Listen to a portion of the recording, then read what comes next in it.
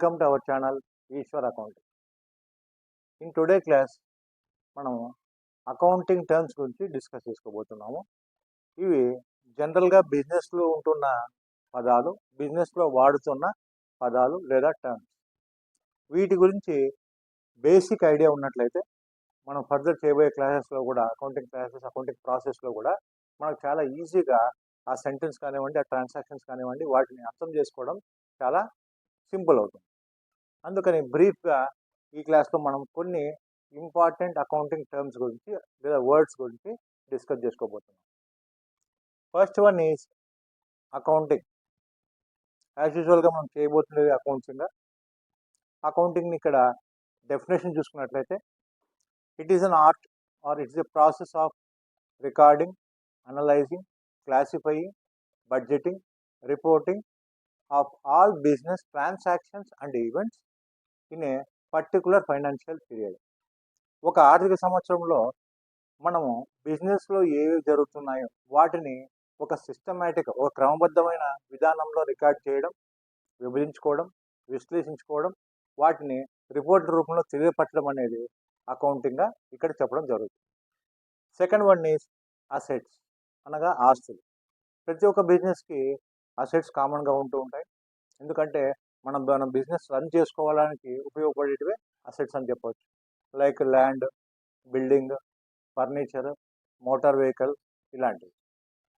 Next liabilities, అప్పులు.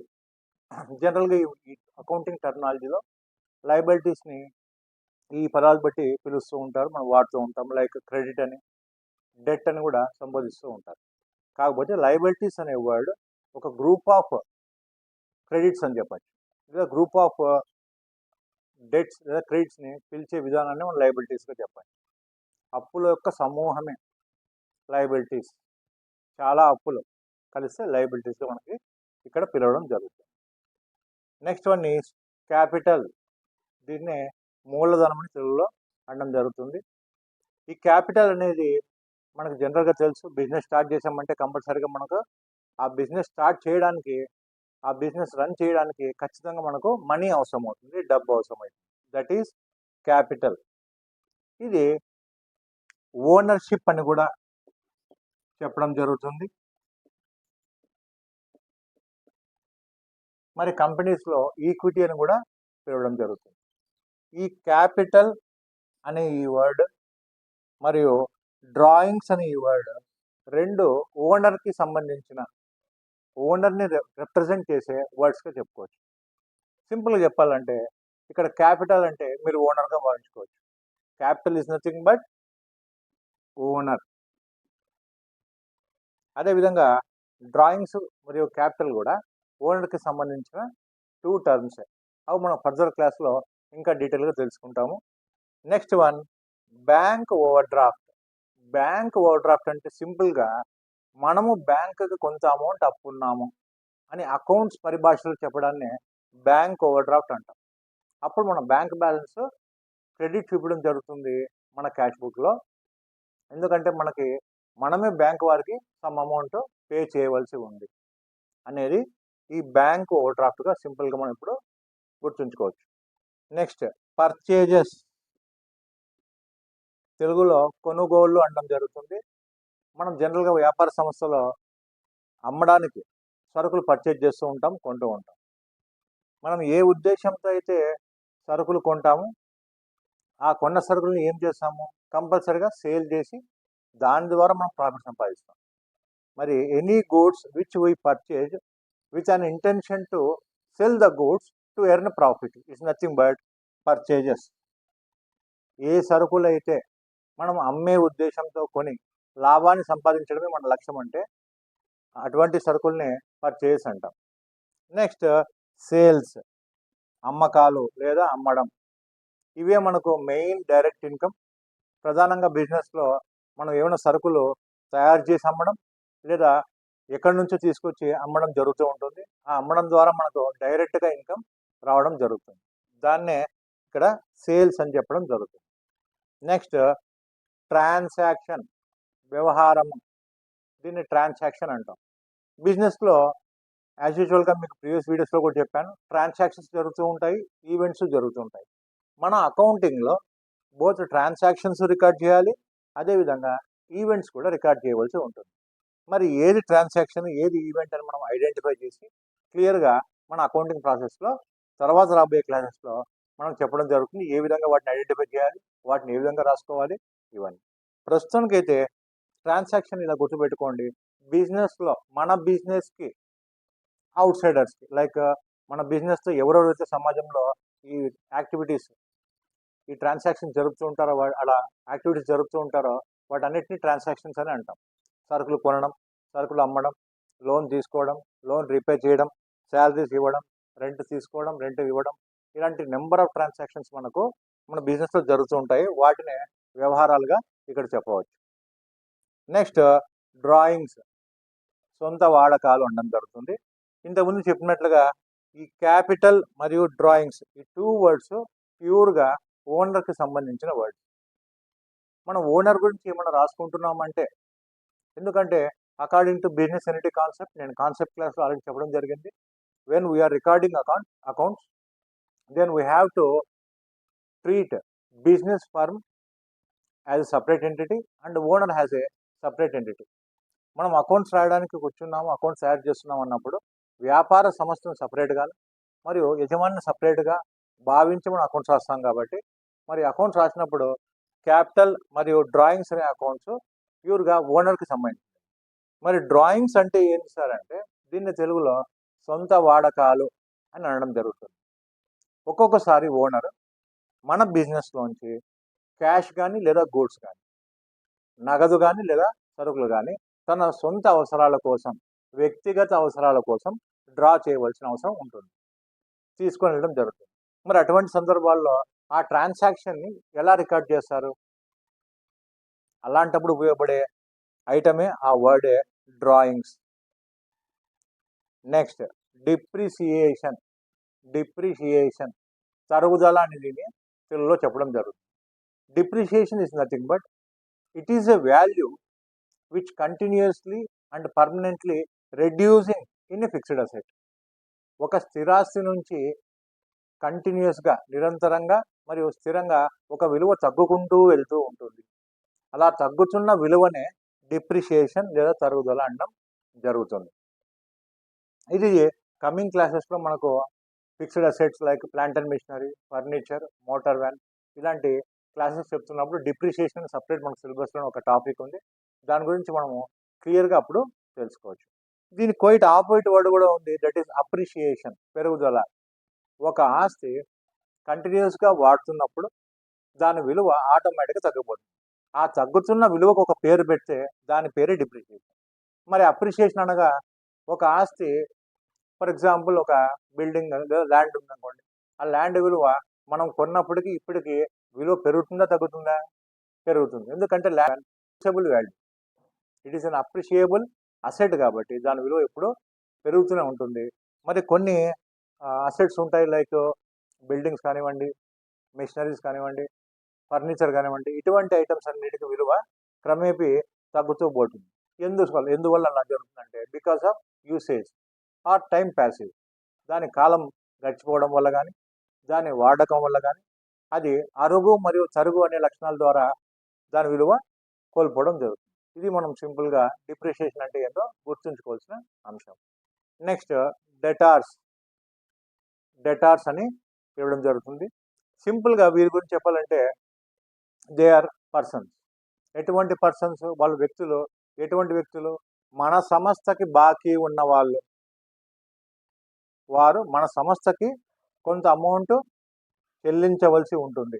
అటువంటి వారిని డెటార్స్ అని చెప్పడం జరుగుతుంది. మరి క్రెడిటార్స్, రుణదాతలు అని పేరుని తెలుగులో అనడం జరుగుతుంది. డెటార్స్ని రుణగ్రస్తులు అంటారు. అదే క్రెడిటార్స్ అయితే రుణదాతలు. ఎవరైతే మన బిజినెస్కి రుణం ఇచ్చింటారో, అది డబ్బు కానివ్వండి లేదా సరుకులు కానివ్వండి, వాళ్ళని రుణదాతలు, క్రెడిటార్స్ అని అనడం జరుగుతుంది. నెక్స్ట్ రిటర్న్స్, వాపసులు. జనరల్గా మన బిజినెస్లో సరుకులు కొంటూ ఉంటాం మరియు రిటర్న్ చేస్తూ ఉంటాం. సమ్ డ్యామేజ్డ్ గూడ్స్ కానివ్వండి లేదా కొన్ని ఐటమ్స్ మనకి నచ్చకపోవడం లేదా డ్యామేజ్ అవ్వడం వల్ల ఆ గూడ్స్ మనం రిటర్న్ చేయవలసి ఉంటుంది. అలా మనం రిటర్న్ చేసేదే కాదు, మనకు కూడా మన సరుకులు సేల్ చేసిన తర్వాత, సరుకులు మన గూడ్స్ అమ్మిన తర్వాత కస్టమర్స్ కూడా కొన్ని ఐటమ్స్ రిటర్న్ చేస్తారు. అలా వాపసులు రెండు వైపులా జరుగుతూనే ఉంటుంది. ఒకటి పర్చేజ్ రిటర్న్స్ అంటారు, రెండవది సేల్స్ రిటర్న్స్ అంటారు. పర్చేజ్ రిటర్న్స్ కొనుగోలు వాపసు, మనం కొనుక్కున్నవి తిరిగి వాపసు ఇచ్చినట్లయితే దాన్ని పర్చేజ్ రిటర్న్స్ అంటాం మన సంస్థ.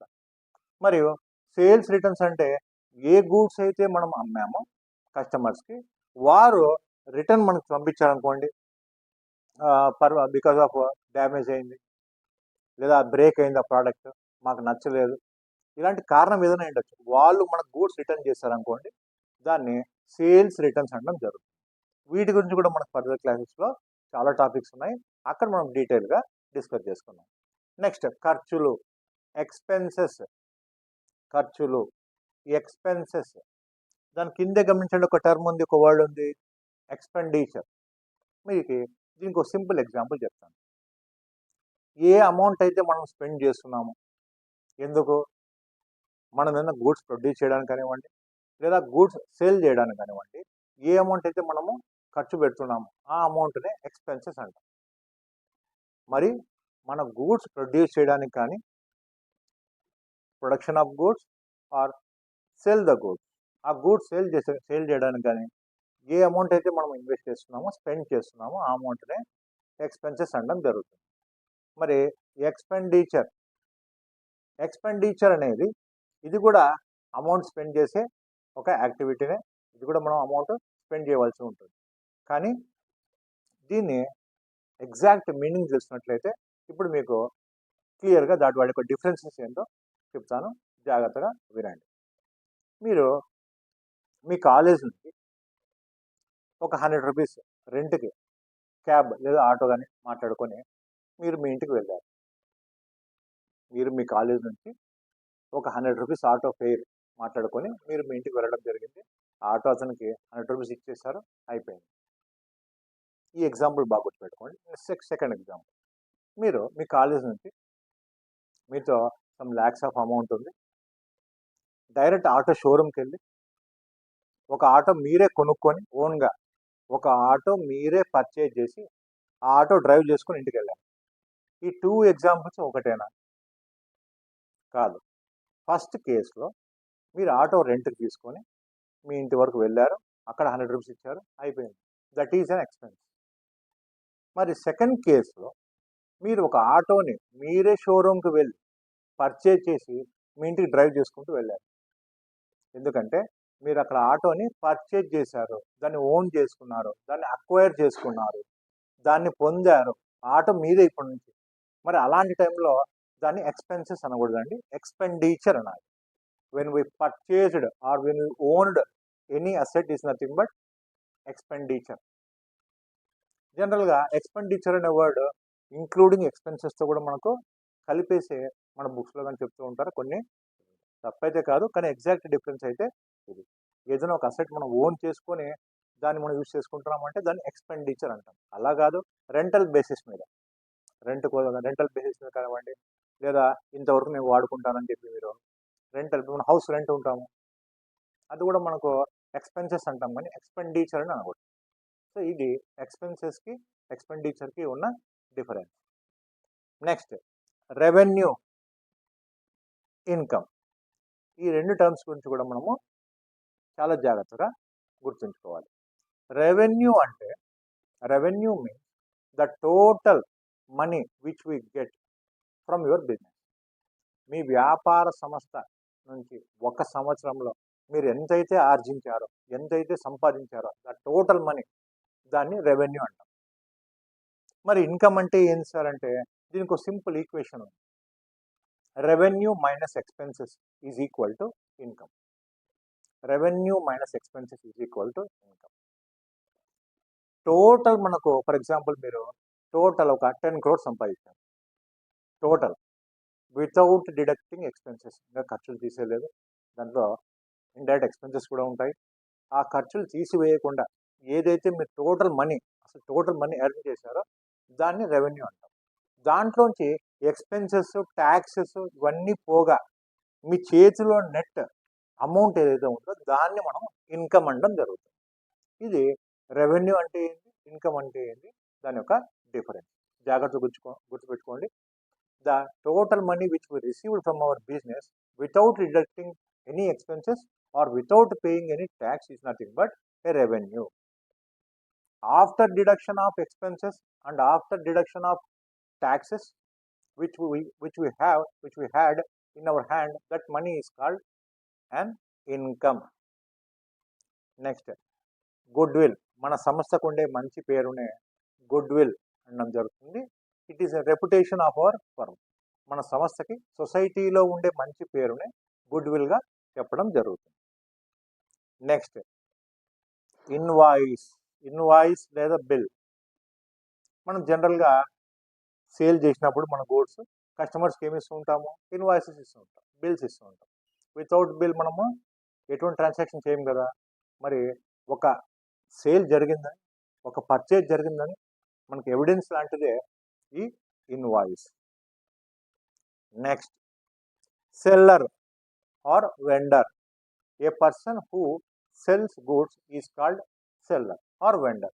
ఎవరైతే సరుకులు అమ్ముతారో వారిని సెల్లర్ లేదా వెండర్ అని చెప్పడం జరుగుతుంది. Next voucher. ఇక్కడ మీకు ఇన్వాయిస్ అని చెప్పాను కదండి, అది దీనికి related term. Voucher is nothing but it is an evidence of A particular transaction which was happened in our business. మన వ్యాపారంలో ఈ వ్యవహారం జరిగింది అని చెప్పడానికి రిటర్న్ డాక్యుమెంట్ ఎవిడెన్స్ ఏదైనా ఉందంటే దట్ ఈస్ ఓచర్. సరుకులు కొన్నాము, ఓచర్ కంపల్సరీ ఉంటుంది. సరుకులు సేల్ చేసాము, కంపల్సరీ ఓచర్ ఉంటుంది. అసెట్ కొన్నాము, అసెట్ సేల్ చేసాము, రెంట్ పే చేసాము, శాలరీ పే చేసాము, కమిషన్ రిసీవ్ చేసుకున్నాము. ఇలాంటి ప్రతి ఒక్క ట్రాన్సాక్షన్కి కంపల్సరీ ఓచర్ ఉంటుంది. లీగల్గా కూడా కంపల్సరీగా ఓచర్స్ మెయింటైన్ చేయవలసిన బాధ్యత మన బిజినెస్దే. Next sundry means small expenses, that is sundry expenses and sundry receipts. జనరల్గా మనకు ఎన్నో స్మాల్ పెటీ ఎక్స్పెన్సెస్ అని కూడా అంటాం. పెటీ ఎక్స్పెన్సెస్ లేదా సండ్రీని ఈ విధంగా కూడా చెప్తూ ఉంటారు. Like different types of expenses, చాలా రకాల ఖర్చులు, జిరాక్స్ ఖర్చులు, ప్రింటింగ్. సండ్రీ మీన్స్ కొన్ని చిన్న ఖర్చులు కానీ చాలా ఉంటాయి. Number of expenses is nothing but sundry expenses. Sundry అన్నమాట different types of, number of. అలా sundry ఎక్స్పెన్సెస్ ఉంటాయి, వివిధ రకాలైన ఖర్చులు, వివిధ రకాలైన రిసిప్ట్స్, వసూళ్ళు అని మనము sundry రిసిప్ట్స్ గురించి చెప్పడం జరుగుతుంది. Next out standing. Anything that we have to pay in the future is called out standing. ఏదైనా కొంత అమౌంట్ మనం భవిష్యత్తులో చెల్లించవలసి ఉంటే దాన్ని అవుట్ స్టాండింగ్ అని చెప్పడం జరుగుతుంది. నెక్స్ట్ దీన్నే డ్యూ అని కూడా అనడం జరుగుతుంది. Due, out standing is nothing but due. మనం ఏదైనా అమౌంట్ చెల్లించవలసి ఉంటుంది అని చెప్తున్నప్పుడు ఈ వర్డ్ని ఇక్కడ అకౌంట్స్లో యూజ్ చేయడం జరుగుతుంది. నెక్స్ట్ వర్డ్ అక్రూడ్, రావలసి ఉన్నది. Which is receivable in the future is nothing but accrued. ఏదైనా మన బిజినెస్కి భవిష్యత్తులో రావలసి ఉన్నది, దాన్ని అక్రూడ్ అని అనడం జరుగుతుంది. నెక్స్ట్ ప్రీపెయిడ్, ముందుగానే చెల్లించినది. Anything which we paid in advance is nothing but prepaid. Anything which we paid in advance is nothing but prepaid. ఏదైనా ఒక పేమెంట్ మనము భవిష్యత్ కాలానికి సంబంధించిన పేమెంట్ ఇప్పుడే పే చేసాం అనుకోండి. For example next year rent ఈ ఇయర్ మీరు పే చేశారనుకోండి, దాన్ని ప్రీపెయిడ్ అనొచ్చు. Next advance. ఇక్కడ అడ్వాన్స్ అంటే ఇన్కమ్ రిసీవ్డ్ ఇన్ అడ్వాన్స్ అనుకోండి. ఏ విధంగా మీరు పేమెంట్ చేశారో అదేవిధంగా అక్కడ అడ్వాన్స్ అంటే ఇన్కమ్ అనుకోండి. Any income which we received in advance is nothing but income received in advance. ఇది కూడా ఒక ఇంపార్టెంట్ టర్మ్ అండి. ఇలా చెల్లించవలసినవి, ముందుగానే చెల్లించినవి, రావాల్సినవి, ముందుగానే స్వీకరించినవి, ఇలాంటి వర్డ్స్ అన్నీ కూడా మనకు ఫర్దర్ టాపిక్స్లో వస్తూ ఉంటాయి. Next short term, long term. ఇది జనరల్గా మనకు స్టేట్మెంట్స్ తయారు చేసేటప్పుడు గుర్తుంచుకోవాల్సిన ముఖ్యమైన టర్మ్స్. షార్ట్ టర్మ్ అనగా మన అకౌంట్స్లో విత్ ఇన్ 1 ఇయర్, బాగా గుర్తుపెట్టుకోండి. షార్ట్ టర్మ్ అనగా విత్ ఇన్ 1 ఇయర్.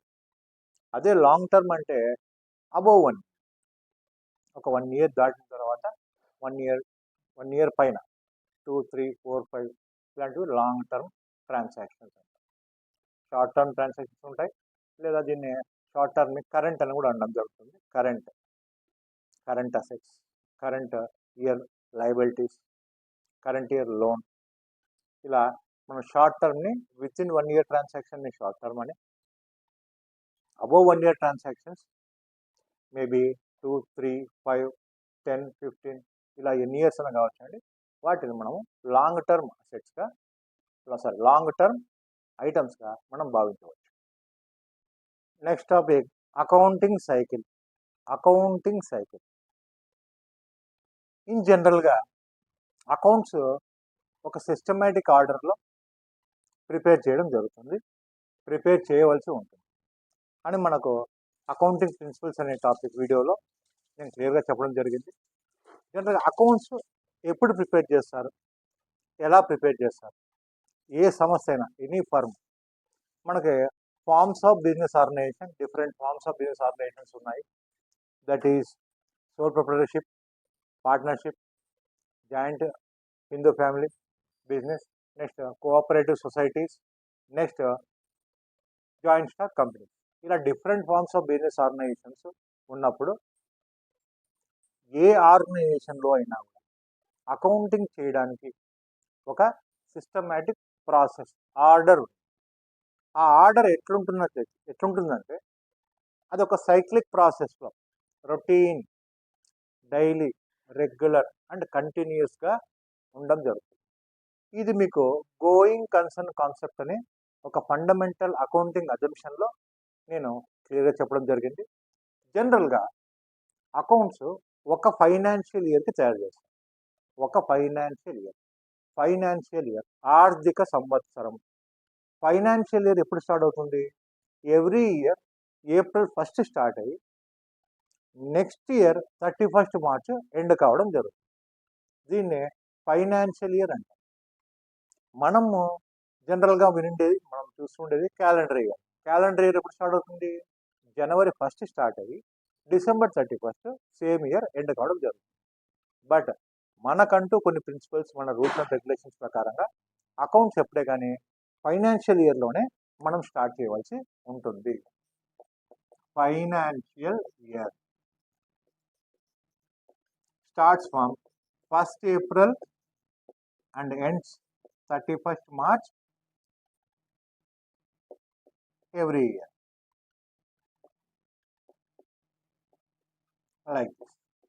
అందుకే మీరు బాగా గమనించండి, చాలా institutions like banks, financial institutions or any other firms 31st March మనకు క్లోజింగ్ డే ప్రకటిస్తాయి. బికాస్ అక్కడ క్లోజింగ్ డే ఎందుకంటే ఫైనల్ అకౌంట్స్ ప్రిపేర్ చేయవలసిన టైం అది. 31st మార్చ్ మనకు ఫైనల్ అకౌంట్స్ ప్రిపేర్ చేయవలసిన టైం కాబట్టి ఆ తేదీని, ఆ డేట్ని జనరల్గా క్లోజింగ్ డేగా ప్రకటించడం జరుగుతుంది. మరి దానికంటూ ఒక సైక్లిక్ ప్రాసెస్లో, ఒక సిస్టమేటిక్ ఆర్డర్లో ఏ విధంగా రెగ్యులర్గా సంస్థ ఉన్నంత వరకు, ఫర్మ్ రన్ అవుతున్నంత వరకు కంపల్సరీగా అకౌంట్స్ మనము రెగ్యులర్గా చేస్తూనే ఉండాలి అని మనకు గోయింగ్ కన్సర్న్ కాన్సెప్ట్ చెప్పింది కదా. అది ఏ విధంగా చేస్తారో చూద్దాం. ఫస్ట్ ఎలా స్టార్ట్ అవుతుంది సార్? వోచర్ లేదా బిల్, ఇన్వాయిస్. మనం సేల్ చేసాము, మనం పర్చేజ్ చేసాము, మనం బ్యాంక్లో డిపాజిట్ చేసాము, బ్యాంక్లో విత్డ్రా చేసాము. ఇలా ఏదైతే మనీ ట్రాన్సాక్షన్ స్టార్ట్ అయిందో దానికి ఒక ఎవిడెన్స్ ఉంటుంది. ఎవిడెన్స్, ఈ ట్రాన్సాక్షన్ జరిగింది, ఈ వ్యవహారం జరిగింది అని ఒక ఎవిడెన్స్ ఉంటుంది. ఆ ఎవిడెన్సే మనకు main important source of preparation of accounts.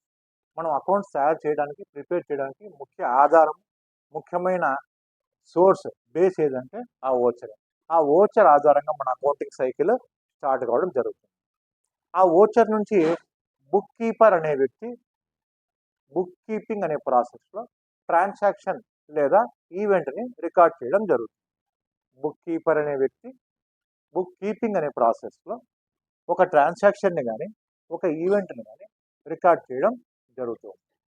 ఆ ట్రాన్సాక్షన్ ఈవెంట్ బేస్ చేసుకునే మనం అంటే ఎవరు అకౌంటింగ్ ప్రాసెస్ స్టార్ట్ చేయడం జరుగుతుంది. ఒక ఓచర్ ఆధారంగా ట్రాన్సాక్షన్ రికార్డ్ చేస్తారు. ట్రాన్సాక్షన్ ఆధారంగానే మన ఇక్కడ చూడండి, ఇక్కడ నుంచి మన అకౌంటింగ్ ప్రాసెస్ స్టార్ట్ కావడం జరుగుతుంది. ఏ సంస్థకైనా కూడా అకౌంటింగ్ ప్రాసెస్ ఇలా స్టార్ట్ కావడం జరుగుతుంది. కాకపోతే మధ్యలో డిఫరెంట్ టైప్స్ ఆఫ్ స్టేట్మెంట్స్ ఉంటాయి, డిఫరెంట్ టైప్స్ ఆఫ్ బుక్స్ ఉంటాయి. ఇలాంటివన్నీ కూడా మనకు రాబోయే సిలబస్లో మనము తర్వాత తెలుసుకుంటాం డీటెయిల్గా. సో ఒక ట్రాన్సాక్షన్ రికార్డ్ చేశాడు బుక్ కీపర్. ఆ ట్రాన్సాక్షన్ ఆధారంగానే మన అకౌంటెంట్ ఫస్ట్ ఒక బుక్ ఓపెన్ చేయవలసి ఉంటుంది. ఆ బుక్ పేరే జర్నల్.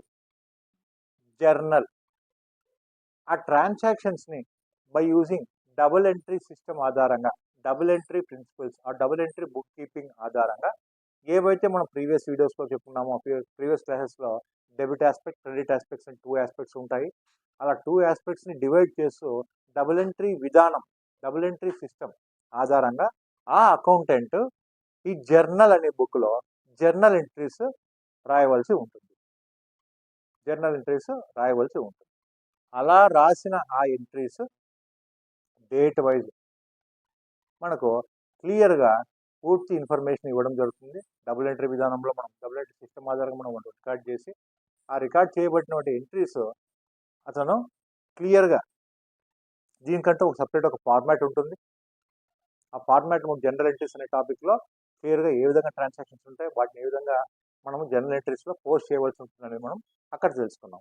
ఆ జర్నల్ అనే బుక్ అయిపోయిన తర్వాత ఆ జర్నల్ ఎంట్రీస్ని మరి అకౌంటెంట్ లెడ్జర్ అనే ఇంకో బుక్కి పోస్ట్ చేయడం జరుగుతుంది.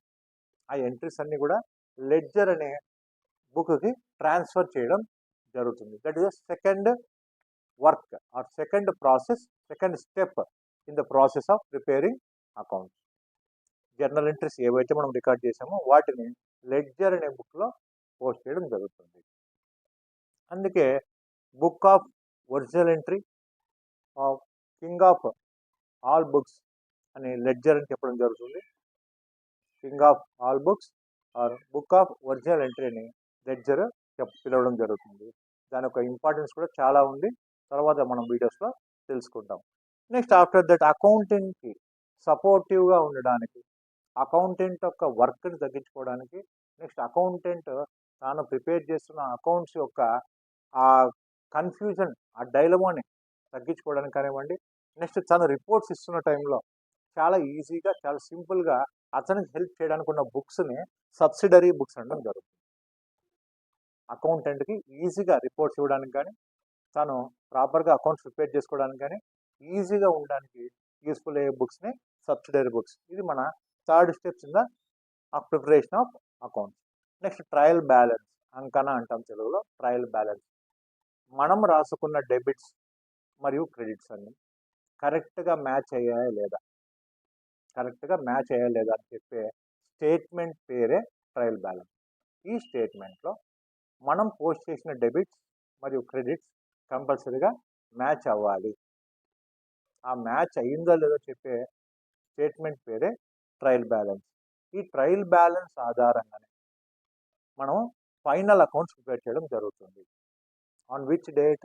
This date, financial year ending date అప్పుడు మనము ఈ ట్రయల్ బ్యాలెన్స్లో ఇచ్చిన డేటా ఆధారంగానే మనం ఫైనల్ అకౌంట్స్ ప్రిపేర్ చేయడం జరుగుతుంది. వీటి ద్వారా మనం పోస్ట్ చేసిన డెబిట్స్ మరియు క్రెడిట్స్ అన్నీ కూడా కరెక్ట్గా ప్రాపర్గా ఉన్నాయో లేదో క్లియర్గా తెలుసుకోవాలి. After that last stage of preparing accounts is final account. దీంట్లో కొన్ని ముఖ్యమైన ఫైనాన్షియల్ స్టేట్మెంట్స్ని మనం ప్రిపేర్ చేయవలసి ఉంటుంది. లైక్ మన బిజినెస్ ఒక సోల్ ప్రొప్రైటర్ లేదా సోల్ ట్రేడింగ్ బిజినెస్ అనుకోండి, మనము 3 ఫైనల్ అకౌంట్స్ని ప్రిపేర్ చేయాలి. That is trading account, profit and loss account and balance sheet. ఇలా ఆ బిజినెస్ తగ్గట్టుగా వాళ్ళకు సంబంధించిన ఫైనల్ అకౌంట్స్ లేదా ఫైనాన్షియల్ స్టేట్మెంట్స్ని మనము ప్రిపేర్ చేయడం జరుగుతుంది. ఇది మన లాస్ట్ వర్క్. కాకపోతే ఫైనల్ అకౌంట్ చేసేటప్పుడు చాలా అడ్జస్ట్మెంట్స్ కూడా ఉంటాయి. వాటి మనము మన సిలబస్లో క్లియర్గా తెలుసుకుంటాం. తర్వాత ఇయర్ ఎండ్ అయిపోతుంది. మరి నెక్స్ట్ డేనే ఏప్రిల్ 1 స్టార్ట్ అయ్యి యాజ్ యూజువల్ మన వర్క్ స్టార్ట్ అవ్వడం జరుగుతుంది. మరి ఓచర్స్, మరి బిజినెస్లో మనీ తీసుకురావడం, గూడ్స్ పర్చేజ్ చేయడం, గూడ్స్ సేల్ చేయడం, డిపాజిట్లు, విత్డ్రాలు, పేమెంట్లు, రిసిప్ట్లు, అడ్వాన్సులు, అవుట్ స్టాండింగ్, ఇలాంటివన్నీ ఎన్నో ట్రాన్సాక్షన్స్ రెగ్యులర్గా జరుగుతుంది. వాటిని మళ్ళీ మనం రిపీట్ చేస్తూ కంటిన్యూస్గా చేయాలి. కాబట్టి దీన్ని అకౌంటింగ్ సైకిల్ అని చెప్పడం జరుగుతుంది. Accounting equation. ఇక్కడ ఈక్వేషన్ చూడండి. Assets is equal to liabilities plus capital. ఇదే మన స్టాండర్డ్ అకౌంటింగ్ ఈక్వేషన్. మన బిజినెస్లో జరుగుతున్న ప్రతి ఒక్క ట్రాన్సాక్షన్ కంపల్సరీ ఈ 3 ఐటమ్స్ మీద ఎఫెక్ట్ కంపల్సరీ చూపుతుంది. కంపల్సరీగా ఈ 3 ఐటమ్స్ మీద ఎఫెక్ట్ అనేది కంపల్సరీగా చూపడం జరుగుతుంది. మరి మన ఎక్స్పర్ట్స్ ఎవరైతే ఉన్నారో ఈ అకౌంటింగ్ ఈక్వేషన్ని మనకు ప్రిన్సిపల్గా లేదా రూల్గా చెప్పడం జరిగింది. వీటిని మనం ఫైనల్ రిజల్ట్లో మన అకౌంట్స్ అన్నీ కంప్లీట్ అయిపోయిన తర్వాత మన ఫైనల్ రిజల్ట్లో వీటిని ప్రూవ్ చేయవలసి ఉంటుంది.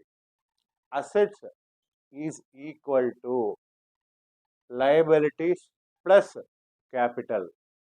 మన ఆస్తులు ఏవైతే ఉన్నాయో, మన అసెట్స్ ఏవైతే ఉన్నాయో అవి కంపల్సరీగా వేటితో సమానం కావాలా? లయబిలిటీస్ అనగా అప్పులు ప్లస్ క్యాపిటల్ మూలధనం. మన అప్పులు మన మూలధనంతో ఈ అసెట్స్ అనేటివి కంపల్సరీగా సమానము, ఈక్వల్. ఇదే మనం జనరల్గా మ్యాథ్స్లో చూస్తుంటాం కదండి, LHS is equal to RHS. అలా మన అకౌంటింగ్లో ఒక స్టాండర్డ్ ఈక్వేషన్, స్టాండర్డ్ రూల్ అని మనకు ఈ assets is equal to liabilities plus క్యాపిటల్గా చెప్పడం జరుగుతుంది. ఇది మన ట్రాన్సాక్షన్స్ని మనం అకౌంట్స్ చేస్తున్న ట్రాన్సాక్షన్స్, ప్రతి ఒక్క ట్రాన్సాక్షన్ ఖచ్చితంగా ఈ 3 ఐటమ్స్లో ఎఫెక్ట్ ఏదో ఒక దాని మీద చూపించడం జరుగుతుంది. కొన్ని కేసెస్లో, కొన్ని సిచ్యువేషన్స్లో ఒకవేళ మనకు ఈ ఫార్ములా లేదా ఈ ఈక్వేషన్ ఏమైతే ఉందో మనకు కావాల్సిన ఐటమ్ ఉన్నప్పుడు ఫార్ములా చేంజ్ అవ్వడం జరుగుతుంది. మరి ఈక్వేషన్ చేంజ్ అవ్వడం జరుగుతుంది. అది ఏ విధంగా చూసాము. లైక్ ఫర్ ఎగ్జాంపుల్ మనకు క్యాపిటల్ కావాలనుకోండి. If we need capital, that is assets minus liabilities.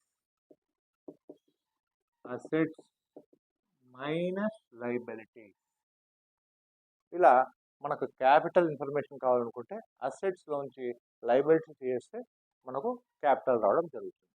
లేదు ఒకవేళ మనకు లయబిలిటీస్ అమౌంట్ ఎంతో కావాలి, లయబిలిటీస్ గురించి డీటెయిల్స్ కావాలనుకోండి, liabilities is equal to assets minus capital.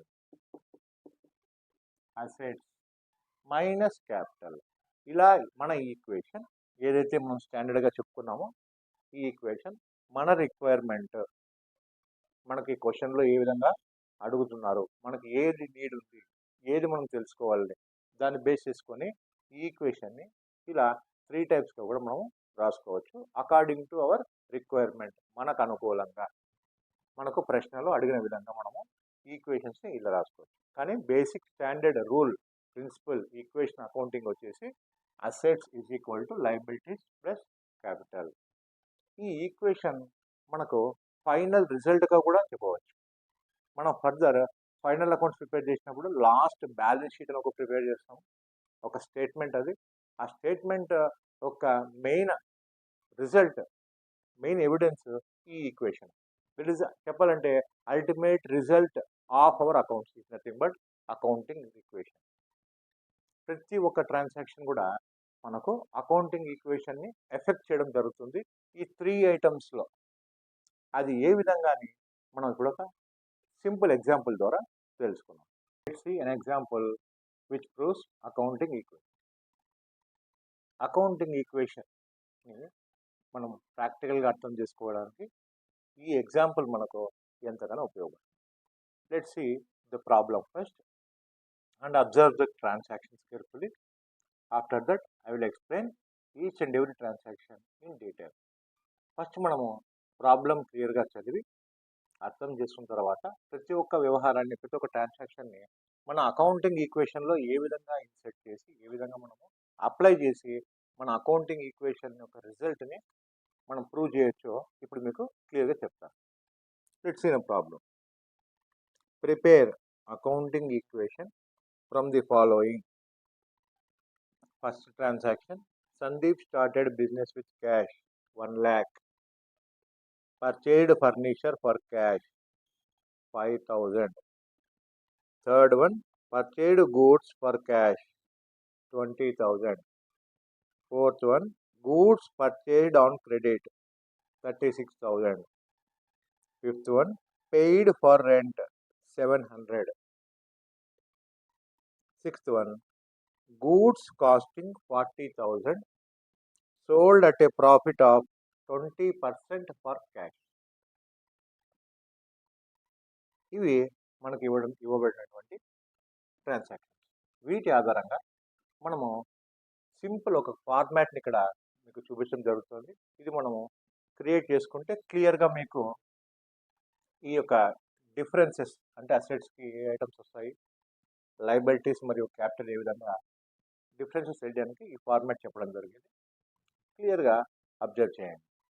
మరి అసెట్స్లో మన ట్రాన్సాక్షన్ చూసుకున్నట్లయితే ఫస్ట్ సందీప్ అనే ఒక వ్యక్తి బిజినెస్ స్టార్ట్ చేయడం జరిగింది. అంటే మన బిజినెస్కి క్యాష్ వస్తున్నట్లే కదా, కాబట్టి మనకి ఇక్కడ క్యాష్ అనేది ఒక అసెట్గా భావించవచ్చు. క్యాష్ అనేది ఒక అసెట్ కాబట్టి మనకు క్యాష్ వస్తుంది. మరి సెకండ్ దాంట్లో పర్చేజ్డ్ ఫర్నిచర్ ఫర్ క్యాష్, మనం మన బిజినెస్ కోసం ఒక ఫర్నిచర్ కొన్నాము కాబట్టి ఫర్నిచర్ కూడా మనకు ఒక ఐటమ్గా ఇక్కడ చెప్పడం జరుగుతుంది. Next purchased goods for cash, goods అంటే ఇక్కడ స్టాక్ కాబట్టి స్టాక్ అనే ఒక ఐటమ్ క్రియేట్ చేసుకోవడం జరుగుతుంది. ఇవన్నీ అసెట్స్కి సంబంధించిన ఐటమ్స్. నెక్స్ట్ చూడండి, పర్చేజ్డ్ గూడ్స్ ఆన్ క్రెడిట్, క్రెడిట్కి పర్చేజ్ చేసాం కాబట్టి ఎవరితో, క్రెడిటార్స్తో. మనం ఎప్పుడైతే గూడ్స్ వాళ్ళ దగ్గర నుంచి అప్పుకు కొంటామో వాళ్ళు మనకు ఏమవుతారు, అప్పుడు క్రెడిటార్స్ అవుతారు. క్రెడిటార్స్ కాబట్టి వారు ఏ హెడ్ కింద ఉన్నారు, లయబిలిటీస్ కింద ఉండడం జరుగుతుంది. క్యాపిటల్, మనం ఫస్ట్ క్యాపిటల్ తీసుకొచ్చాం కదా సందీప్, అది యాజ్ యూజువల్గా మూలధనం క్యాపిటల్ కింద ఆ హెడ్ చూపించడం జరుగుతుంది. ఫైనల్గా ఏం జరిగిందంటే మనం ఈ ట్రాన్సాక్షన్స్ అన్నీ కంప్లీట్ అయిపోయిన తర్వాత మన గూడ్స్ అన్నీ సేల్ చేసి ప్రాఫిట్ కూడా అన్ని చేసాము. అది ఏ విధంగా మనకు ఈ అకౌంటింగ్ ఈక్వేషన్ ఐటమ్స్ మీద ఎఫెక్ట్ చూపుతుందో జాగ్రత్తగా గమనించాలి. Let's come to first point, that is Sandeep started business with cash. Sandeep started business with cash. మన బిజినెస్లోకి డబ్బు వచ్చింది. ఎవరిచ్చారు? డబ్బు వచ్చింది. ఎంత అమౌంట్? 1 lakh. ఎవరి ద్వారా వచ్చింది? సందీప్ ద్వారా. చెప్పాను కదా, క్యాపిటల్ అంటే ఇంకా ఓనర్ అకౌంటే. క్యాపిటల్ అన్న ఓనర్ అన్న ఒకే మాటకు వస్తుంది, ఒకేలా చెప్పవచ్చు.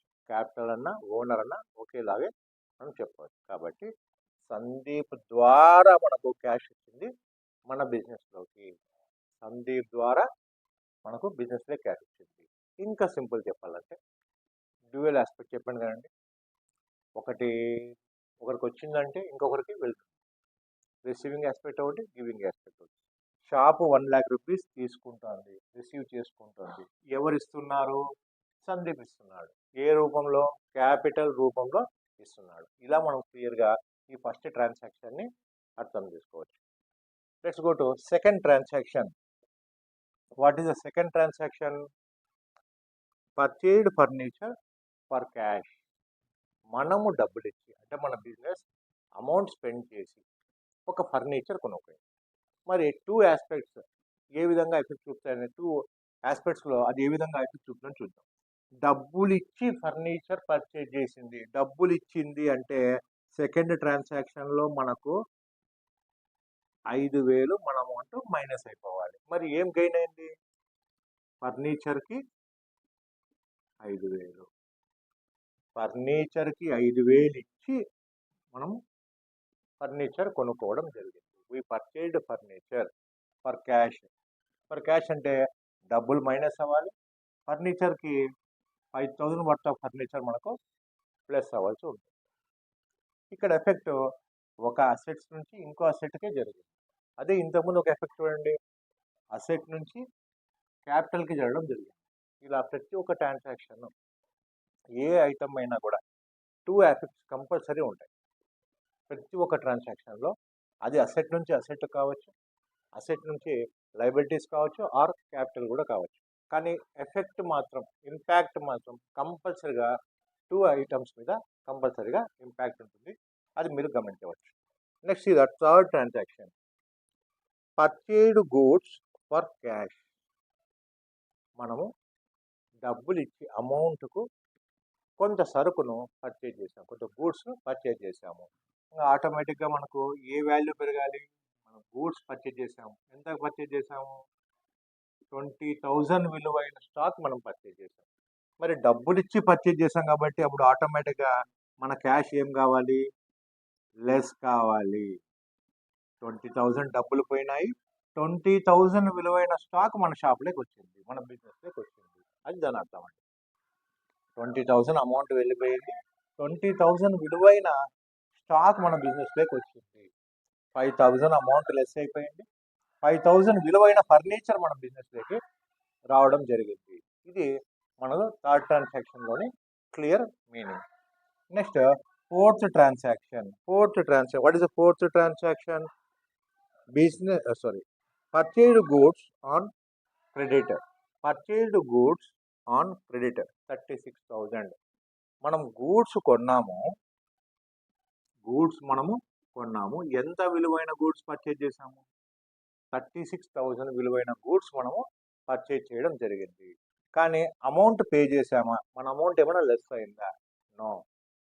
చూడండి, ఆన్ క్రెడిట్ అన్నాడు, పర్చేజ్డ్ గూడ్స్ ఆన్ క్రెడిట్ అన్నాడు కాబట్టి అక్కడ మనం డబ్బులు ఇచ్చి గూడ్స్ పర్చేజ్ చేయలేదు. మరి ఎలా? క్రెడిట్ కొన్నాం. క్రెడిట్ అంటే ఏమి? అప్పు. క్రెడిట్ అంటే ఇక్కడ అప్పు మనకు ఎంత పెరిగింది? ఇప్పుడు 36,000 అప్పు మనకు పెరగడం జరిగింది.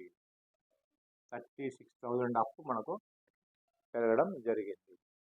మనతో ఆల్రెడీ 20,000 గూడ్స్ ఉన్నాయి, మరి ఒక 36,000 ఎక్స్ట్రా ఉన్నాయి కాబట్టి మనతో ఇప్పుడు ఎంత ఉన్నాయి గూడ్స్? వర్త్ ఆఫ్ 56,000 గూడ్స్ మన దగ్గర ఉండడం జరిగింది. 56,000 గూడ్స్ మన దగ్గర ఉన్నాయి. ఈ ట్రాన్సాక్షన్ అన్నిట్లో ఫస్ట్ ట్రాన్సాక్షన్ తప్ప మీరు గమనించినట్లయితే ఏ ట్రాన్సాక్షన్లోనూ క్యాపిటల్కి ఎఫెక్ట్ కావడం లేదు, గమనించాలి. ఏ ట్రాన్సాక్షన్ కూడా క్యాపిటల్కి ఇంకా ఎఫెక్ట్ చేయలేదు. క్యాపిటల్ అదే విధంగానే 1 lakh ఉంది. Next fourth transaction, next fifth transaction, paid for rent. Rent pay చేసాము. మరి రెంట్ పే చేసాము అంటే ఖచ్చితంగా ఏమి? రెంట్ అంటే మనం అమౌంట్ పే చేసాము. మరి ఇక్కడ ఏం రెంట్ లేదు కదా సార్? రెంట్ అనేది ఒక ఎక్స్పెన్సెస్. ఈ ఎక్స్పెన్సెస్ కానీ ఇన్కమ్ కానీ రెండు కూడా క్యాపిటల్ ఐటమ్, క్యాపిటల్ని ఎఫెక్ట్ చూపడం జరుగుతుంది.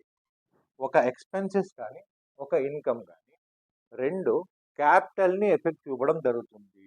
అంటే మనకి ఇక్కడ లెస్ కావాల్సి ఉండేది క్యాపిటల్లో మనకు లెస్ కావడం జరుగుతుంది. ఒక ఎక్స్పెన్సెస్ కానీ ఒక ఇన్కమ్ కానీ మనకు ఎఫెక్ట్ పడేది క్యాపిటల్లో, నాట్ ఇన్ లయబిలిటీస్. క్యాపిటల్ మీద ఆ ఎక్స్పెన్సెస్ ఒక ఎఫెక్ట్ పడడం జరుగుతుంది. కానీ ఈ డ్యూయల్ ఆస్పెక్ట్ అనేది ఖచ్చితంగా మాత్రం మీరు గుర్తుపెట్టుకుంటూ ఉండాలి. Next this is the fifth item I think.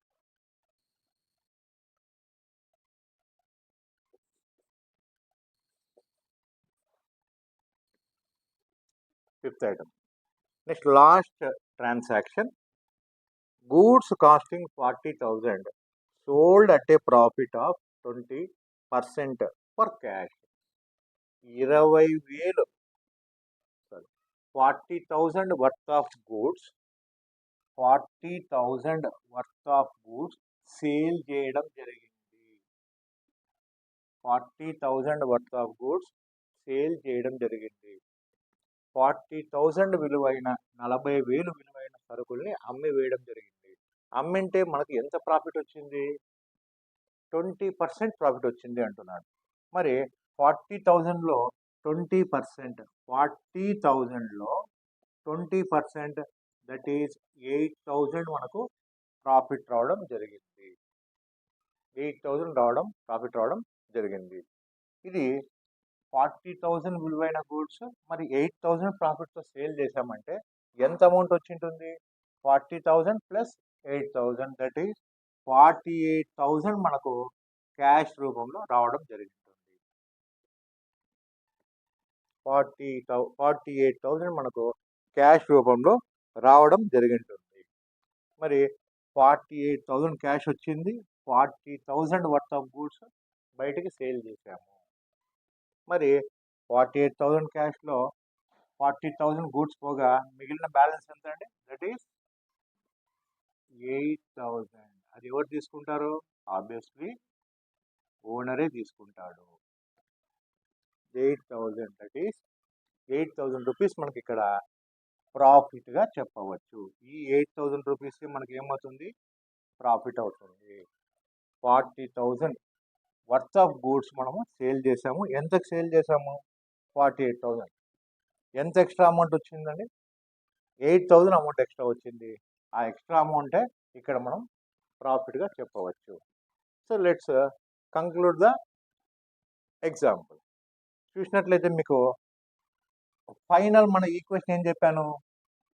Assets is equal to capital liabilities plus capital. మరి అది ఏ విధంగా ఉంటుందో ఇప్పుడు చూద్దాం. 1 lakh మొత్తం అమౌంట్లోంచి ఇది -5,000, -25,000, -700 ప్లస్ 48,000 పోగా the final answer is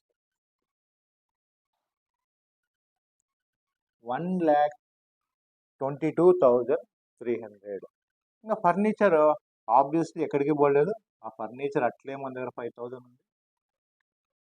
next ఇక్కడ స్టాక్ చూసుకున్నట్లయితే 56,000 స్టాక్లో 40,000 పోగా మనకు మిగిలిపోయిన స్టాక్ ఎంత అండి? 16,000. ఇంకా క్రెడిటార్స్ మనం క్రెడిట్ చేసుకొని అంటే అప్పుకు సరుకులు పర్చేజ్ చేసాం కదా, ఆ అప్పు అట్లే మిగిలిపోయింది 36,000. మరి ఇక్కడ 1 lakh 8,000 అమౌంట్ యాడ్ చేసి ఒక సింపుల్గా 700 మైనస్ చేసామంటే దట్ ఈస్ 1,07,300 రావడం జరుగుతుంది.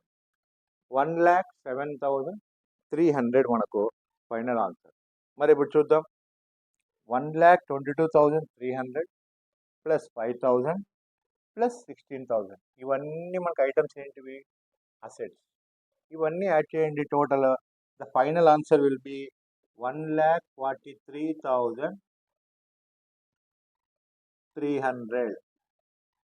1,43,300.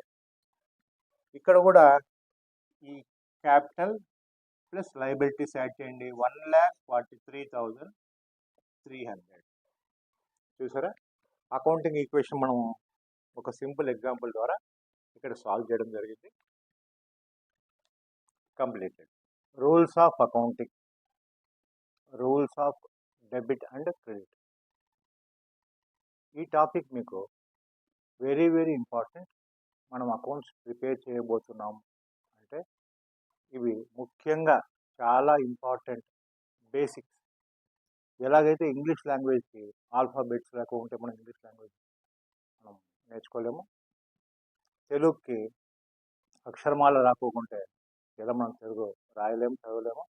మరి మ్యాథ్స్కి బేసిక్ ఫార్ములాస్ కానివ్వండి, నెంబర్స్, అట్లీస్ట్ నెంబర్స్ మనము బేసిక్స్ ఎంత ఇంపార్టెంటో, అలాంటి అకౌంటింగ్కి మనం అకౌంట్స్ ప్రిపేర్ చేయాలి అంటే మనకంటూ కొన్ని ఇంపార్టెంట్ రూల్స్ చెప్పడం జరిగింది. అకౌంట్స్ కూడా ట్రూ అండ్ ఫెయిర్ మేనర్లో మనము ప్రిపేర్ చేయగలం. ఈ క్లాస్లో మనం చాలా important topics, basic accounting preparation basics గురించి తెలుసుకోబోతున్నాము. Please listen carefully. జనరల్గా మనం డబుల్ ఎంట్రీ సిస్టంలో చెప్పిన విధంగా బిజినెస్లో ఎన్నో ట్రాన్సాక్షన్స్, ఎన్నో ఈవెంట్స్ జరుగుతూ ఉంటాయి. ఆ ట్రాన్సాక్షన్స్ని, ఈవెంట్స్ని మనము 2 ఆస్పెక్ట్స్లో అర్థం చేసుకోవాలి. 2 ఆస్పెక్ట్స్గా, 2 కోణాల్లోంచి మనం డివైడ్ చేసుకోవాలని తెలుసుకున్నాం. ఆ డబుల్ ఎంట్రీ సిస్టమ్ ఆధారంగా ఉద్భవించినటివి, పుట్టిండేటివే డెబిట్ మరియు క్రెడిట్. ఒకటి డెబిట్ ఆస్పెక్ట్, రెండవది క్రెడిట్ ఆస్పెక్ట్. ఓకే, నెక్స్ట్, బిజినెస్లో number of transactions, number of events జరుగుతూ ఉంటాయి. వాటిని మనము 2 ఆస్పెక్ట్స్లో ఎలా డివైడ్ చేసుకోవాలి అని చెప్పే రూల్సే ఈ rules of debit credit or rules of accounts. అకౌంట్స్ని 2 టైప్స్ ఆఫ్ అకౌంట్స్గా డివైడ్ చేయడం జరిగింది. సార్, అకౌంట్ అంటే ఏంటి? జనరల్గా మనం అకౌంట్స్ ప్రిపేర్ చేస్తున్నప్పుడు ప్రతి ఒక్క ఐటెంకి ఒక అకౌంట్ ఓపెన్ చేయడం జరుగుతుంది. జస్ట్ లైక్ ఒక బుక్లో ఒక పేజ్ అనుకోండి. అకౌంట్ అంటే ఒక బుక్లో ఒక పేజ్. ఆ పేజ్ కేవలం వారి కోసం మాత్రమే, లేదా దానికోసం మాత్రమే. అది ఏదైనా కావచ్చు, అసెట్ కావచ్చు, పర్సన్ కావచ్చు, ఒక సంస్థ కావచ్చు, ఒక కంపెనీ కావచ్చు, ఎక్స్పెన్సెస్ కావచ్చు, లాస్ కావచ్చు, లయబిలిటీ కావచ్చు, ఇన్కమ్ కావచ్చు. ఏదైనా కూడా మనం అకౌంట్ అని సంబోధించడం జరుగుతుంది. ప్రతి ఒక్క ఐటమ్ని, ప్రతి ఒక్క వర్డ్ని ఇక్కడ అకౌంట్ అని పిలవడం జరుగుతుంది. ఎందుకు అలా పిలుస్తారని మనం ఫర్దర్ క్లాసెస్లో డీటెయిల్గా తెలుసుకున్నాం. జనరల్గా బిజినెస్లో నెంబర్ ఆఫ్ ట్రాన్సాక్షన్స్, ఈవెంట్స్ జరుగుతుంటాయి. వాటిని డబుల్ ఎంట్రీ సిస్టమ్ ఆధారంగా మనము 2 ఆస్పెక్ట్స్లోంచి డివైడ్ చేసుకోవాలని చెప్పడం జరిగింది. ఒక ఆస్పెక్ట్ని డెబిట్ అంటాము, ఇంకొక ఆస్పెక్ట్ని క్రెడిట్ అంటాం. ఒక అంశాన్ని డెబిట్ అని, మరొక అంశాన్ని క్రెడిట్ అని మనం ఐడెంటిఫై చేయాలి, డివైడ్ చేసుకోవాలి. అందుకు మనకు అకౌంటింగ్ రూల్స్ చాలా ఉపయోగపడతాయి. ఓకే సార్, బిజినెస్లో ఎంతోమంది పర్సన్స్, మన బిజినెస్ డిఫరెంట్ టైప్స్ ఆఫ్ పర్సన్స్తోనూ, వివిధ రకమైన వ్యక్తులతోనూ డీల్ చేస్తూ ఉంటుంది. ఆస్తులు కొంటూ ఉంటుంది, ఆస్తులు అమ్ముతూ ఉంటుంది, ఎక్స్పెన్సెస్ బేర్ చేస్తూ ఉంటుంది, ఖర్చులు పెట్టుకోవాల్సి వస్తుంది, ఇన్కమ్స్ వస్తూ ఉంటాయి, లాస్ వస్తుంది. ఇలా different types of number of transaction జరుగుతుంటాయి. వాటిని మనం ఏ విధంగా డివైడ్ చేసుకోవాలి? డివైడ్ చేసుకున్న తర్వాత ఆ 2 ఆస్పెక్ట్స్ ఏవైతే డెబిట్ అండ్ క్రెడిట్ ఆస్పెక్ట్ ఉందో వాటిని దీంట్లో ఏ విధంగా అప్లై చేయాలి అని మీకు క్లియర్గా చెప్పడానికి ఈ రూల్స్ ఆఫ్ అకౌంట్ కనిపెట్టడం జరిగింది. ఈ రూల్స్ ఆఫ్ అకౌంట్ ఆధారంగానే మనం ఆ ట్రాన్సాక్షన్ని కానీ, ఈవెంట్ని కానీ డివైడ్ చేసుకోగలము. ఇది ఫార్మల్గా మనకున్న రూల్స్. మరి అకౌంట్ అనేదాన్ని ఏ విధంగా డివైడ్ చేశారు, వాటి రూల్స్ ఏమి ఇప్పుడు మనం క్లియర్గా తెలుసుకున్నాం. ఆ క్లియర్గా తెలుసుకున్న తర్వాత మరి మనం ప్రాబ్లం స్టార్ట్ అయిన తర్వాత, అంటే మన అకౌంటింగ్ ప్రాసెస్ స్టార్ట్ అయిన తర్వాత వాటిని సింపుల్గా మీకు అర్థమయ్యే రీతిలో ఎట్లా అర్థం చేసుకుంటే నేను ఈ అకౌంట్స్ని ఏదో బైహార్ట్ చేయకోకుండా, ఏదో గుర్తుపెట్టుకోకుండా ఓన్గా ఫ్లూయెంట్గా మీకు మీరే మీ జనరల్ లైఫ్లో కూడా ఈ అకౌంటింగ్ రూల్స్ ఉపయోగపడే విధంగా మీకు టీచ్ చేయడం జరుగుతుంది మన ఛానల్లో. Let's see rules. First is అకౌంట్స్ని 2 టైప్స్గా డివైడ్ చేయడం జరిగింది. One is personal account and second one is impersonal account. వ్యక్తిగత ఖాతా, వ్యక్తికి సంబంధించిన ఖాతా, వ్యక్తికి సంబంధించని ఖాతా. Personal account, impersonal account. First comes to personal account. Personal అకౌంట్లో పర్సన్ అంటే ఇక్కడ వ్యక్తి, ఇండివిజువల్. పర్సన్ అంటే వ్యక్తి. మరి అందులో మన బిజినెస్లో 3 టైప్స్ ఆఫ్ పర్సన్స్ ఉంటారు. అంటే ఆ పర్సన్స్లో కూడా మనకు 3 టైప్స్గా మనము కేటగరైజ్ చేసుకోవచ్చు, విభజించుకోవచ్చు. అది ఏ విధంగా చూద్దాం. పర్సన్ అంటే ఇక్కడ ఒక న్యాచురల్ పర్సన్. ఒక న్యాచురల్ పర్సన్ అంటే ఎవరు? మనలాగా మనం ఎవరు? న్యాచురల్ పర్సన్, సహజ సిద్ధంగా న్యాచురల్ పర్సన్. ఇంకా సింపుల్గా ఈ న్యాచురల్ పర్సన్ అర్థం చేసుకోవాలంటే నామవాచకం, నౌన్, నేమ్, నేమ్ ఉండేటివన్నీ కూడా మన పర్సనల్ అకౌంట్ అనుకోవచ్చు. రాము, సీత, లత, గీత ఇలాంటివన్నీ కూడా మనము పర్సన్, న్యాచురల్ పర్సన్ కిందకి రావడం జరుగుతుంది. నెక్స్ట్ ఆర్టిఫిషియల్ పర్సన్, కృత్రిమమైన వ్యక్తి. కృత్రిమమైన వ్యక్తి ఏమి? దీంట్లో కూడా నేమ్ ఉంటుంది, బట్ అది మనలాగా న్యాచురల్ పర్సన్ కాదు. ఎలాగా? TTD, APSRTC, state bank of India, ICICI bank, Srinivasa book stall ఇలాంటి పేరుతో పిలువబెట్టినటువంటి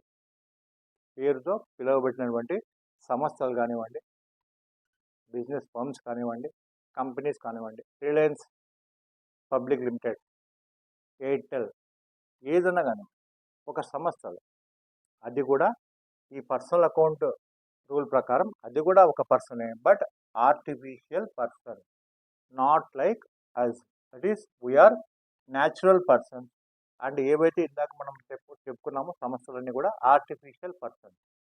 ఒకటి న్యాచురల్ పర్సన్స్ అంటే మనలాంటి వ్యక్తులు, రెండవది ఆర్టిఫిషియల్ పర్సన్స్ నేమ్తో చెప్పబడినటువంటి కొన్ని సంస్థలు మరియు ఆర్గనైజేషన్స్, ఇన్స్టిట్యూషన్స్, ఫండ్స్ ఏదైనా కానివ్వండి, నేమ్తో చెప్పబడినటువంటి ఏదైనా కానివ్వండి అవన్నీ కూడా మనకు ఆర్టిఫిషియల్ పర్సన్స్ ఉంటాయి.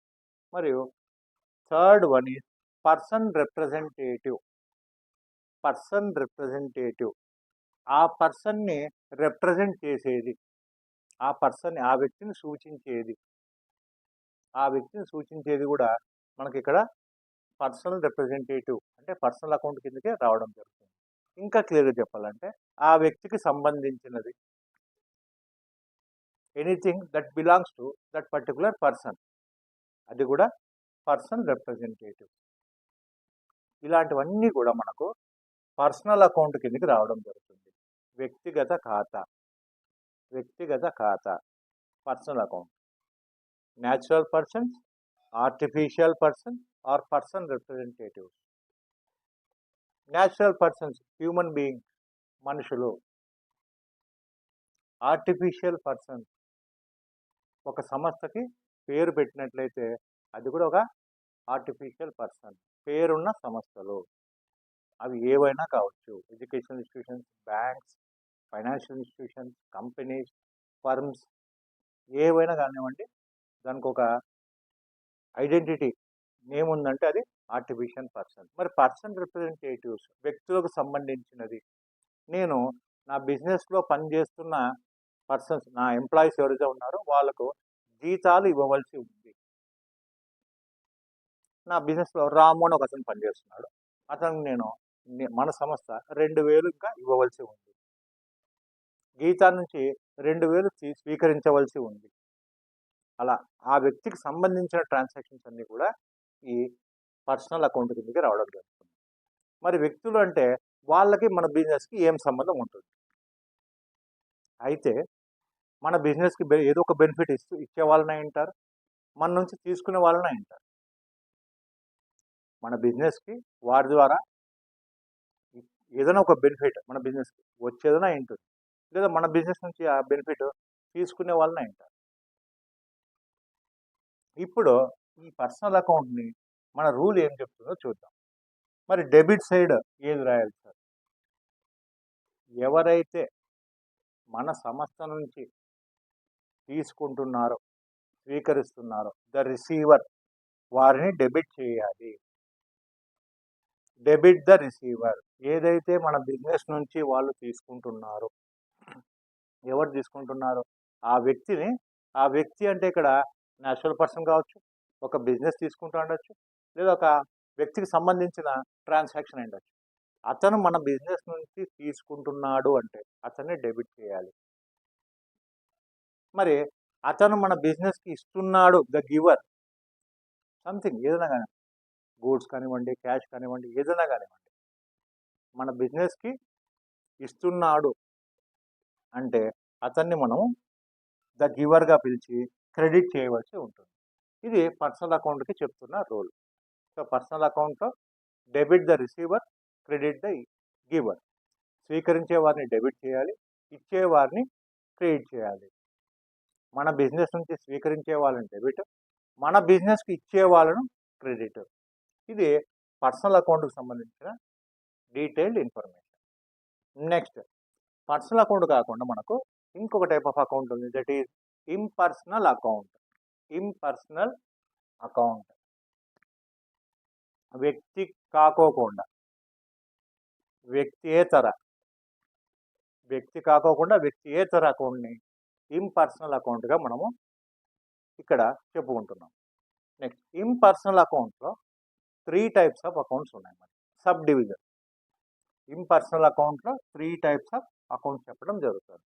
One is real account, second one is nominal account, third one is valuation account. Real account, nominal account, valuation account. వాస్తవిక ఖాతా, నామమాత్రపు ఖాతా. Next, valuation. వాల్యుయేషన్ అంటే ఏమి? లెక్కించుట కొరకు ఏర్పాటు చేయబడినటువంటి ఖాతా, లెక్కింపులకు వాల్యూ చేయడం. మరి వాటి గురించి ఇప్పుడు బ్రీఫ్గా తెలుసుకున్నాం. వాటి యొక్క రూల్స్ ఏమున్నాయో చూద్దాం. ఫస్ట్ వన్, ఇంపర్సనల్ అకౌంట్లో first one is real account, వాస్తవమైనది. మనం జనరల్గా దేనిని వాస్తవమైనది అంటాము? What is real mean? Simple, what we can touch and what we can see is called real. What we can touch and what we can see is called real. ఏదైతే మనం చేతితో తాగలమో, కంటితో చూడగలమో దాన్ని వాస్తవమైనది అంటాం. ఇక్కడ కూడా అంతే, రియల్ అకౌంట్ అంటే మన బిజినెస్కి సంబంధించిన అన్ని వాస్తవ రూపాలు. ఇప్పుడు డబ్బు తీసుకోండి, క్యాష్. అది క్యాష్ మనం చూడగలము, తాగలము, అది రియల్ అకౌంట్ సంబంధించినది. గూడ్స్, అసెట్స్, ఇలాంటివన్నీ కూడా మనకు రియల్ అకౌంట్కి సంబంధించినవే. దీనికి ఇంకొక పేరుగా అసెట్స్ అకౌంట్ అని కూడా పిలుస్తారు. అన్ని మన బిజినెస్కి సంబంధించిన అన్ని అసెట్స్ రియల్ అకౌంట్ కిందకే రావడం జరుగుతుంది. అన్ని అసెట్స్ని రికార్డ్ చేయాలి అంటే మనం రియల్ అకౌంట్ ఇచ్చిన రూల్ ఆధారంగా మనం రికార్డ్ చేయవలసి ఉంటుంది. మరి రియల్ అకౌంట్ ఒక ఆస్తి సంబంధించి ఏ విధంగా రికార్డ్ చేస్తామనేది ఆ రూల్ ఏం చెప్తుందో ఇప్పుడు మనం తెలుసుకున్నాం. Debit what comes in, credit what goes out. Debit what comes in, ఏదైతే మన బిజినెస్ లేక వస్తుందో దాన్ని డెబిట్ వైపు రాసుకో, డెబిట్ చెయ్యి. ఏదైతే మన బిజినెస్లోంచి వెళ్ళిపోతుందో, బయటకు వెళ్ళిపోతుందో దాన్ని క్రెడిట్ చెయ్యి అని చెప్పి ఇక్కడ రూల్ చెప్పడం జరుగుతుంది రియల్ అకౌంట్. ఏదైనా కానీ మన బిజినెస్లోకి వస్తుందంటే డెబిట్, మరి మన బిజినెస్లోంచి బయటకు వెళ్ళిపోతుందంటే అది క్రెడిట్. ఏదైనా కానీ రియల్. ఇది రియల్ అకౌంట్కి ఇస్తున్న rule. Next comes to nominal account. దీన్ని కొన్ని టెంపరరీ అని, ఇమాజినరీ అకౌంట్ అని కూడా కొన్ని చోట్ల పిలవడం జరుగుతుంది. ఈ నామినల్ అకౌంట్ అనేది మన బిజినెస్లో జరిగే అన్ని ఖర్చులు మరియు నష్టాలు, అన్ని ఆదాయాలు మరియు లాభాలను రాసుకోవడానికి ఇది ఉపయోగపడుతుంది. Nominal account is nothing but it is used to record all expenses and losses and all incomes and gains which was happened in our business. మరి దీని రూల్ ఏమో చూద్దాం. Debit all expenses and losses. మన వ్యాపార సంస్థకు, మన బిజినెస్కి ఏదైనా ఒక ఖర్చు జరిగినా, ఒక నష్టం జరిగినా దాన్ని డెబిట్ చేయి అంటున్నాను. బడా బిజినెస్కి ఏదైనా ఒక ఖర్చు లేదా ఏదైనా ఒక నష్టం జరిగితే దాన్ని డెబిట్ చేయండి అని చెప్పడం జరుగుతుంది. Next, credit all incomes and gains. మన బిజినెస్కి ఏదైనా ఒక ఇన్కమ్ వస్తుంది అంటే ఆ ఇన్కమ్ని క్రెడిట్ చేయాలి. ఏదైనా ఒక లాభం వస్తుంది, ఒక గెయిన్ అవుతున్నాం మనం అంటే ఆ గెయిన్ని లేదా ఇన్కమ్ని మనము క్రెడిట్ చేయవలసి ఉంటుంది అకార్డింగ్ టు నామినల్ అకౌంట్. ఈ నామినల్ అకౌంట్ లాస్ట్లో ఈ బ్యాలెన్సెస్ అన్నీ అయిపోయిన తర్వాత ఫైనల్ అకౌంట్స్కి ఈ బ్యాలెన్సెస్ అన్ని ట్రాన్స్ఫర్ చేయడం జరుగుతుంది. కాబట్టి దీన్ని టెంపరరీ అకౌంట్ అని చెప్పడం జరుగుతుంది. సో నామినల్ అకౌంట్ రూల్ ఏమి? Debit all expenses and losses, credit all incomes and gains. So ఇంపర్సనల్లో second one nominal account. Next last and final one is valuation account. Dear students, చాలా బుక్స్లో కూడా మనకు ఈ వాల్యుయేషన్ అకౌంట్ గురించి information ఉండదు. Even though మీరు గూగుల్లో కానివ్వండి ఈ ఇన్ఫర్మేషన్ మనకు దొరకదు. కేవలం మన ఛానల్లోనే దీని గురించి చెప్పడం జరుగుతుంది. సో జాగ్రత్తగా విని మీరు అర్థం చేసుకుంటారని అనుకుంటున్నాను. Valuation account. సార్ వాల్యుయేషన్ అంటే ఏమి? విలువ లెక్క కట్టడం, లెక్కించడం. కౌంట్, విలువ లెక్క కట్టు, వాల్యుయేషన్. ఒక వాల్యూని ఫైండ్ అవుట్ చేయి అని చెప్పడమే వాల్యుయేషన్. మరి వాల్యుయేషన్ అకౌంట్లో ఎటువంటి ట్రాన్సాక్షన్స్ మనం రికార్డ్ చేస్తాము, మరి దానికంటూ డెబిట్ మరియు క్రెడిట్ ఆస్పెక్ట్స్ ఎట్లా డివైడ్ చేసుకుంటామో ఇప్పుడు చూద్దాం. జనరల్గా మన బిజినెస్లో ఎక్స్పెక్టెడ్ లయబిలిటీ, అన్ఎక్స్పెక్టెడ్ లయబిలిటీస్ ఉంటాయి. మనం ఖచ్చితంగా పే చేయవలసిన అప్పులు, బహుశా ఇది అప్పుగా మారచ్చేమో, లేదా ఇది భవిష్యత్తులో మనకు నష్టంగా మారచ్చేమో అని ముందు జాగ్రత్తతో ప్రీ ప్లాన్డ్గా మనం కొంత అమౌంట్ని ఆ నష్టం కోసం కానివ్వండి, లేదా ఆ లయబిలిటీ కోసం కానివ్వండి, కొంత అమౌంట్ని మన బిజినెస్లో మనకు వచ్చిన ప్రాఫిట్స్లోంచి కొంత అమౌంట్ని పక్కన దానికోసము ఏర్పాటు చేయవలసి ఉంటుంది. దాన్ని ప్రొవిజన్ అంటారు.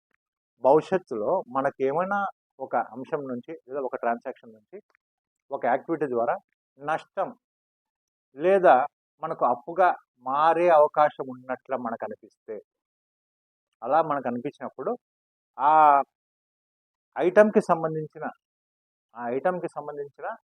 నష్టాన్ని మనం వాల్యుయేషన్ చేసి, నష్టాన్ని లెక్కించి లేదా ఒక అంచనా వేసి, ఆ నష్టాన్ని ఒక అంచనా వేసి డిటర్మైన్ చేసి దాన్ని ఒక అకౌంట్కి ట్రాన్స్ఫర్ చేయడం జరుగుతుంది. దాని పేరే ప్రొవిజన్ అంటాం. దాన్ని ఏదైనా పర్టికులర్ దాన్ని మేము పే చేయాలి, ఇది కంపల్సరీ, దీనికోసం మనం అమౌంట్ ఎత్తి పెట్టవలసి ఉంటుంది. Known liability. Provision is nothing but known liability, తెలిసిన ఒక అప్పు. ఫర్ ఎగ్జాంపుల్, మనం బిజినెస్ రెంట్కి తీసుకున్నాం. మన ఏదైతే షాప్ ఉందో ఆ షాప్ రెంట్కి తీసుకోవడం జరిగింది.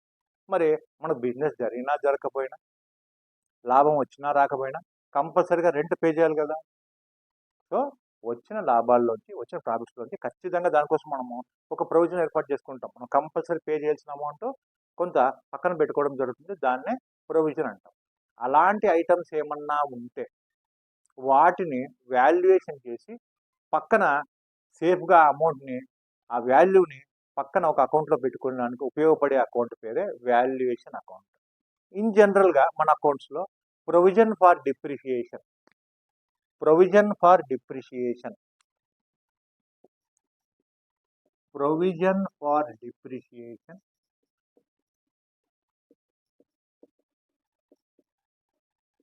నెక్స్ట్ ప్రొవిజన్ ఫర్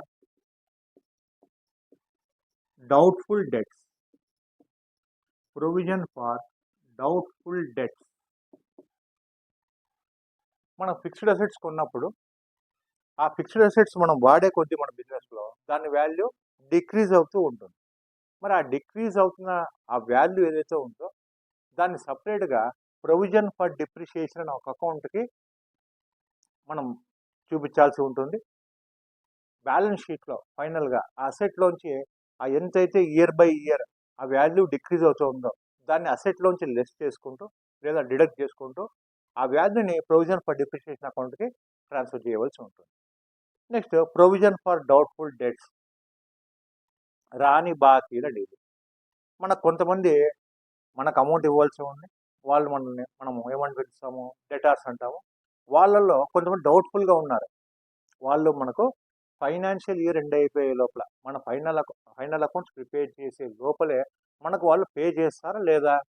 ఫోన్లు చేసాం, రిక్వెస్ట్ చేసాం, ఇంకా వాళ్ళు ఏమంటున్నాం అంటే ఇస్తాము, రేపు ఇస్తాము, ఇలా ఇంకా దాన్ని ప్రొలాంగ్ ఎక్స్టెండ్ చేస్తున్నారు కానీ మనకి ఇంకా పే చేయలేదు. అలాంటి టైంలో మనం వాళ్ళ దగ్గర నుంచి అమౌంట్ వస్తుందని రాయలేము, ఎందుకంటే అమౌంట్ రిలీజ్ అయిన తర్వాత మనం రికార్డ్స్లో రాసుకోగలం. మరి అలాంటి టైంలో మనం ఒక ప్రొవిజన్ ఏర్పాటు చేయాలి. ఆ ప్రొవిజన్ మీకు ఏం చెప్తుందంటే, ఫలానా డెటార్స్ దగ్గర నుంచి మనకి ఇంత అమౌంట్ రావాల్సి ఉంది, కానీ అది 31st మార్చ్ ఇయర్ ఎండింగ్ లోపల వస్తుందో రాదో డౌట్, వాళ్ళు మనకు పే చేస్తారో లేదో డౌట్. అలాంటి ఒక ప్రొవిజన్ ఏమంటారంటే ప్రొవిజన్ ఫర్ డౌట్ఫుల్ డేట్స్. ఇలాంటి ట్రాన్సాక్షన్స్ రికార్డ్ చేసుకోవడానికి ఉపయోగపడే అకౌంటే వాల్యుయేషన్ అకౌంట్. Valuation account. దీని డెబిట్ మరియు క్రెడిట్ రూల్ చూద్దాము. When account to be decreased, ఆ విలువ తగ్గుతూ ఉందంటే దాన్ని డెబిట్ చేయండి. When account to be increased, ఆ విలువ పెరుగుతూ ఉన్నట్లయితే, ఇంక్రీజ్ అవుతున్నట్లయితే దాన్ని క్రెడిట్ చేయండి. Debit when account to be decreased, credit when account to be increased. ఒకవేళ మీరు వాల్యుయేషన్ చేసిన ఆ విలువ పెరుగుతూ ఉన్నట్లయితే దాన్ని క్రెడిట్ చేయండి, తగ్గుతూ ఉన్నట్లయితే దాన్ని డెబిట్ చేయండి అని చెప్పి ఈ అకౌంటింగ్ రూల్ మనకు చెప్పడం జరుగుతుంది. ఈ అకౌంటింగ్ రూల్స్ ఆధారంగానే మనము మన అకౌంటింగ్ ప్రాసెస్ స్టార్ట్ చేస్తాము. Thank you for watching. Please subscribe and share our channel. మీకేమన్నా ఉన్న క్వశ్చన్స్ కానివ్వండి, మీకేమన్నా తెలుసుకోవాల్సిన డౌట్స్ కానివ్వండి, మన కామెంట్ సెక్షన్లో మీరు ఇచ్చినట్లయితే నేను వాటన్నిటికీ రిప్లై చేయడం జరుగుతుంది. ప్లీజ్ మన క్లాస్ మీకు నచ్చుతున్నట్లయితే, మన వీడియోస్ మీకు నచ్చుతున్నట్లయితే మన ఛానల్ని లైక్ చేసి సబ్స్క్రైబ్ చేసి కొంచెం సపోర్టివ్గా ఉన్నట్లయితే మీరు మాకు ఎంతో హెల్ప్ చేసిన వాళ్ళు అవుతారు. Thank you for watching.